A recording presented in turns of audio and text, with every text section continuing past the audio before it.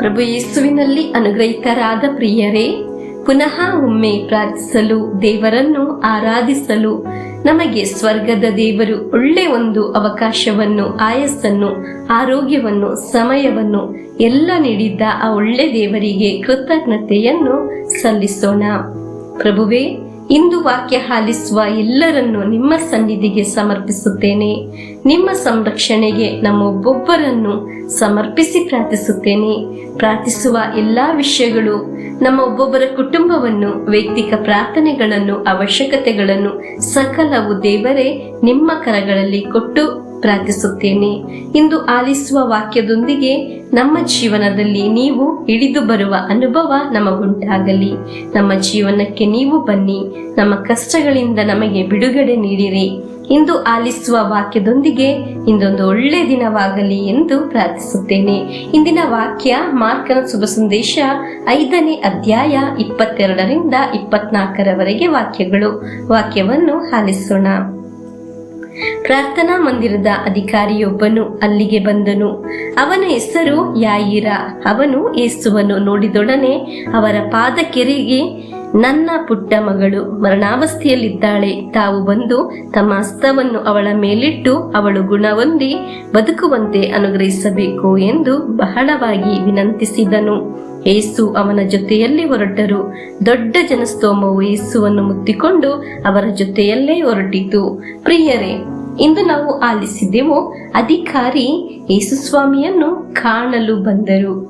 ಅಧಿಕಾರಿಗೆ ಬೇಕಾದರೆ ಜನರನ್ನು ಕಳಿಸಿದ್ದರೆ ಸಾಕಿತ್ತು.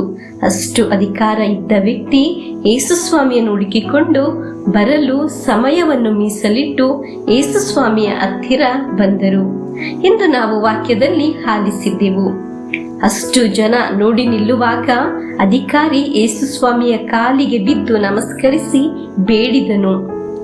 ನಾನು ಇಷ್ಟು ದೊಡ್ಡ ಅಧಿಕಾರ ಇರುವ ವ್ಯಕ್ತಿಯಾಗಿದ್ದೇನೆ, ಬೇರೆಯವರ ಕಾಲಿಗೆ ಬಿದ್ದರೆ ಏನು ಯೋಚಿಸುತ್ತಾರೆ ನನ್ನನ್ನು ನೋಡಿ ಎಂದು ಅಂದುಕೊಂಡಿಲ್ಲ. ಅಧಿಕಾರಿಯಾದ ಯಾಯಿರನಿಗೆ ತಿಳಿದಿತ್ತು ಹೇಗೆ ಆಗಿದೆ ದೇವರಿಂದ ಅನುಗ್ರಹವನ್ನು ಬೇಡಿ ಪಡೆಯುವುದು ಎಂದು. ಪ್ರಿಯರೇ, ಪ್ರಾರ್ಥಿಸುವ ನಮಗೂ ತಿಳಿಯಲಿ ಹೇಗೆ ಆಗಿದೆ ಅನುಗ್ರಹವನ್ನು ಪಡೆದುಕೊಳ್ಳುವುದು ಎಂದು. ಪ್ರಿಯರೇ, ಅಧಿಕಾರಿಗೆ ಗೊತ್ತಿತ್ತು ಯೇಸು ಸ್ವಾಮಿ ಒಮ್ಮೆ ಮುಟ್ಟಿದರೆ ಅದ್ಭುತ, ಬಿಡುಗಡೆ ನಡೆಯುತ್ತದೆ ಎಂದು, ಸೌಖ್ಯಗಳು ಉಂಟಾಗುತ್ತದೆ ಎಂದು. ಇಂದು ಆಲಿಸುವ ವಾಕ್ಯದಲ್ಲಿ ನೀವು ತಿಳಿಯಬೇಕು, ಆ ವಾಕ್ಯದಿಂದ ದೇವರ ಕರ ನನ್ನ ಮುಟ್ಟಿದರೆ ನನ್ನ ಕುಟುಂಬದಲ್ಲಿ, ನನ್ನ ಪ್ರಾರ್ಥನಾ ವಿಷಯದಲ್ಲಿ ಅದ್ಭುತ ಬಿಡುಗಡೆ ಉಂಟಾಗುತ್ತದೆ ಎಂದು. ಹಲ್ಲೆಲೂಯಾ. ಒಂದು ಪುನರುತ್ಥಾನ ಉಂಟಾಗುತ್ತದೆ ಎಂದು ನಾವು ವಿಶ್ವಾಸಿಸುತ್ತೇವೆ. ದೇವರ ವಾಕ್ಯ ಶ್ರದ್ಧೆಯಿಂದ ಆಲಿಸುವಾಗ, ನೀವು ಒಂದೊಂದು ದಿನ ಪ್ರಾರ್ಥಿಸಿ ಆರಂಭಿಸುವಾಗ ನಿಮ್ಮ ಜೊತೆ ನಡೆಯುವ ದೇವರಿದ್ದಾರೆ.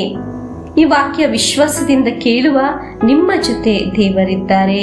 ಹಲ್ಲೆಲೂಯಾ. ನಿಮ್ಮ ಭವನದಲ್ಲಿ ಒಂದು ಅದ್ಭುತ ಬಿಡುಗಡೆಯಾಗುತ್ತದೆ, ಒಂದು ಸೌಖ್ಯ ಉಂಟಾಗುತ್ತದೆ. ಪ್ರಿಯರೇ, ಈ ವಾಕ್ಯದೊಂದಿಗೆ ನಮಗೆ ಪ್ರಾರ್ಥಿಸುವ ನಿಮಗೆ ಎಲ್ಲೂ ಸಹ ಮಾನಭಂಗವಾಗುವುದಿಲ್ಲ.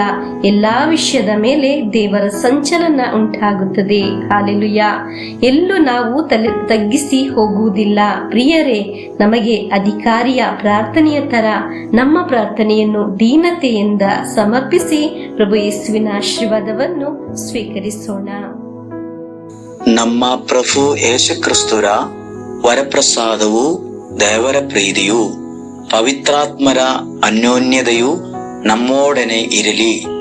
ರೋಗಗಳಿಂದ, ಅಪಘಾತದಿಂದ, ದುರ್ಮರಣದಿಂದ, ಅಗಾಲಿದ ಮರಣದಿಂದ, ಅಸೂಯೆಯಿಂದ, ಮೋಸೆ ವಂದನೆಯಿಂದೆല്ലാം ದೇವರು ನಮ್ಮನ್ನು ಸಂರಕ್ಷಿಸಲಿ.